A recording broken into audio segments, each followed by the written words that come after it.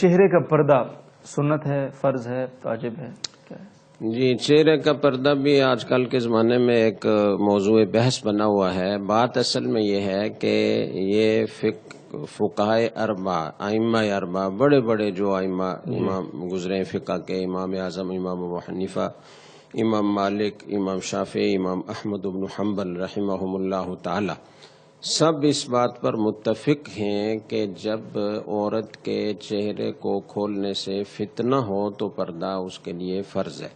اور یہ بات بھی فقہائے اربعہ کے مذاہب سے تعلق رکھنے والے بعد کے فقہا آج سے صدیوں پہلے فیصلہ کر چکے ہیں کہ یہ زمانہ فتنے کا ہے، جی، تو اس لیے اس کو چہرہ ڈھانک کر باہر نکلنا چاہیے۔ اور اس پر قرآن و حدیث کے بہت سارے دلائل ہیں۔ قرآن کریم کی ایک آیت تو یہ بتا رہی ہے کہ وَقَرْنَ فِي بُيُوتِكُنَّ، عورتیں اپنے گھر میں رہیں، بلا ضرورت باہر نہ نکلیں۔ اور جب باہر نکلیں تو پھر کس طریقے سے نکلیں؟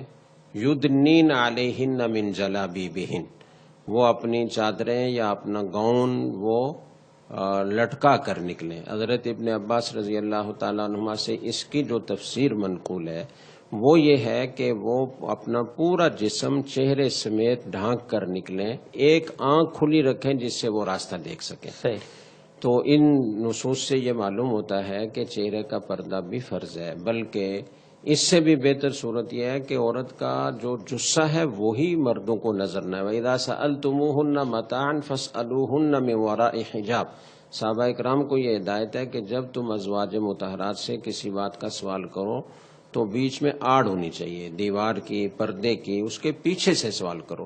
تو عورت کو اللہ تعالیٰ نے اتنا پردے کی تاکید کی ہے، ضرورت کی بنا پر باہر نکلنا جائز ہے، لیکن پردے کا اہتمام ضروری ہے۔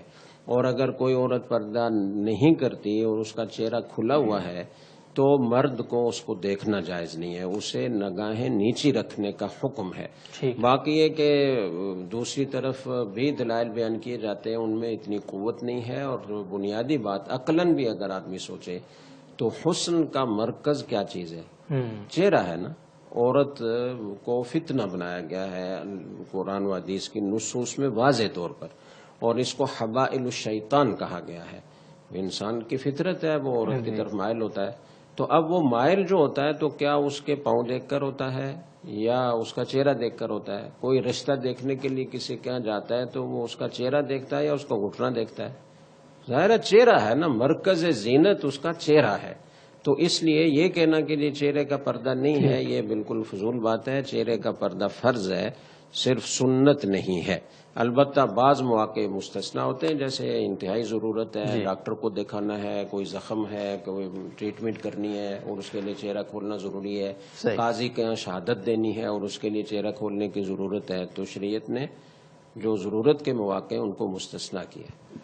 ٹھیک ہے جی، بہت شکریہ۔ اور یہ آپ نے بڑی شدت سے کہا عورت کو فتنہ، اور یہ وہ تھوڑا سا وضاحت کر دیں نا، کافی عورتیں سن رہی ہیں ایسا۔ ہاں جی، لوگ اس لفظ سے پریشان ہوتے ہیں اور وہ سمجھتے ہیں کہ عورت خود فتنہ ہے۔ مطلب یہ ہے کہ عورت کو اللہ تعالیٰ نے ایسا آزمائش بنایا ہے مردوں کے لیے، یہ عورت کی فضیلت ہے کہ اس میں اتنی رغبت ہوتی ہے، لوگ فتنے میں مبتلا ہوتے ہیں۔